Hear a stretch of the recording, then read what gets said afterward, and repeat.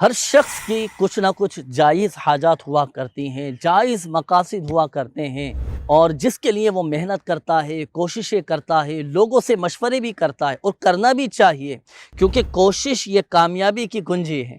آئیے ناظرین، آج انشاءاللہ الکریم میں آپ کو ایک ایسا وظیفہ بتاؤں گا کہ جو ہمارے آقا صلی اللہ علیہ وآلہ وسلم نے ارشاد فرمایا ہے، اور اس وظیفے کی، اس دعا کی برکت یہ ہے کہ جو مسلمان اس وظیفے کو پڑھ کر ان کلمات کے ساتھ دعا کرے، اللہ پاک اس کا وہ جائز مقصد پورا فرما دے گا اور اس کی دعا بھی قبول فرمائے گا۔ تو آئیے ناظرین، میں عرض کرتا ہوں حدیث پاک سے ایک خاص وظیفہ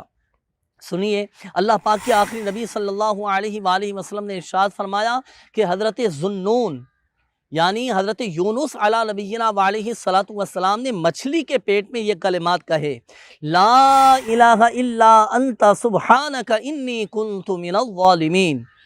پیارے آقا صلی اللہ علیہ وآلہ وسلم نے ارشاد فرمایا کہ لہٰذا جو مسلمان ان کلمات کے ساتھ اللہ پاک کی بارگاہ میں اپنے جائز مقاصد کے حصول کے لیے دعا کرے، اللہ پاک اس کی دعا قبول فرمائے گا اور اس کا وہ جائز مقصد پورا فرما دے گا۔ تو الحمدللہ عز و جل ماہ ربیع الاول شریف ہے، حضور کی ولادت کے باسعادت کا یہ مہینہ ہے، خوب دعائیں کرنی ہیں، اور جب ہم دعائیں کریں تو اپنی دعاؤں میں ان کلمات کو بھی شامل کرنا ہے۔ انشاءاللہ الکریم اللہ کی رحمت سے ہماری دعائیں قبول ہو جائیں گی، اور جو بھی ہمارا جائز مقصد ہوا، جو ہماری جائز حاجات ہوئیں، وہ بھی انشاءاللہ الکریم اللہ کی رحمت سے اس وظیفے کی برکت سے پوری ہوتی چلی جائیں۔